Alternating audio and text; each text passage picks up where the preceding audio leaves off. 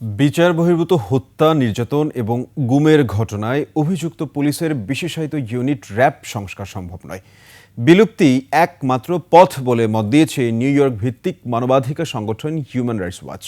RAB বিলুপ্তির পাশাপাশি আইনশৃঙ্খলা বাহিনীকে রাজনৈতিক প্রভাব মুক্ত করার পরামর্শ দিয়েছে সংস্থাটি।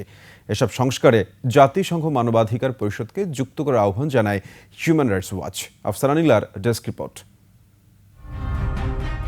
বাংলাদেশের সংস্কার নিয়ে মঙ্গলবার প্রকাশিত হয় নিউ ইয়র্ক ভিত্তিক মানবাধিকার সংগঠন হিউম্যান রাইটস ওয়াচের প্রতিবেদন after the monsoon revolution, a roadmap to lasting security sector reform in Bangladesh.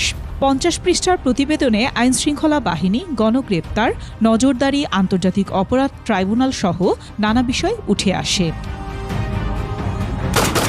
প্রতিবেদনে বলা হয় 2004 সালে গঠিত র্যাবের বিরুদ্ধে গুম, হত্যা ও ক্রসফায়ারের অভিযোগ দীর্ঘদিনের।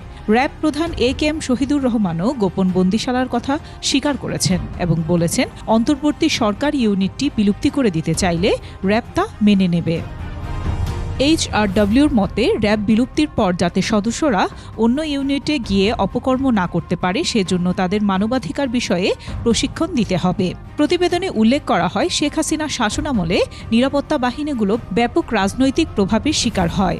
এ বিষয়ে এইচআরডব্লিউর এশিয়া বিভাগের পরিচালক ইলেইন পিয়ার্স বলেন, রাজনৈতিক প্রভাবমুক্ত একটি নিরাপত্তা কাঠামো তৈরি বর্তমান অন্তর্বর্তী সরকারের জন্য বড় চ্যালেঞ্জ।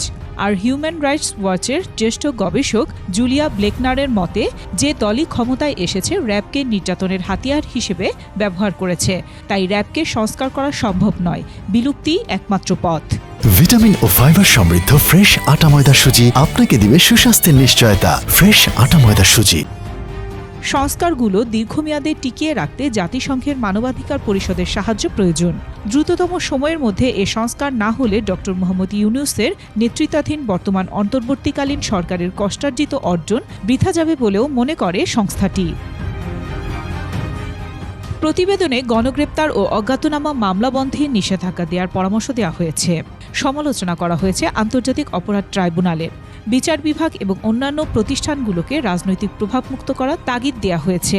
একই সঙ্গে নাগরিক সমাজের ওপর নজরদারি ও দমনমূলক কর্মকাণ্ড বন্ধে আহ্বান জানানো হয়েছে। আফসানা নীলা, ডেস্ক রিপোর্ট, 21 টেলিভিশন।